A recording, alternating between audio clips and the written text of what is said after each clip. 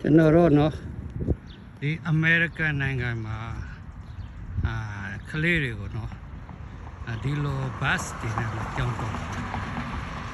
ကလေးတွေဒီလိုဘတ်စ်တွေကြောင်းတော့ဘတ်စ်ကပေါ့နော်ကလေးတွေကြောင်းတော့တယ်ဘတ်စ်နော်ဒီရက်ွက်တစ်ခုမှာလောက်လဲဆိုလို့ရှိရင်အစီပေါ်ယာနဲ့ရှိပြီးရှိတော့ဟောနော်ဟိုမှာအထစ်မှာဆိုလို့ရှိရင်ဘလောက်ထိရှိလဲဆိုလို့ရှိရင်ကျွန်တော်ဘတ်စ်နော်ဒီနေရာနော်အများကြီးပဲဒါတွေဘတ်စ်ကားတယ်ဘတ်စ်ပေါ်နော်ကျောင်းဘတ်စ်ဒီ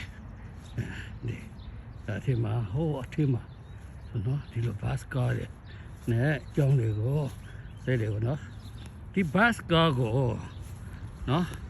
ဒီလိုဘတ်စ်တွေဆိုလို့ရှိရင်ဒါဆိုလို့ရှိရင်